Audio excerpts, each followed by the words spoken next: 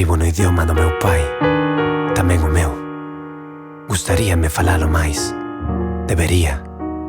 porque o idioma no que el me dicía meu neno, acariciándome o pelo,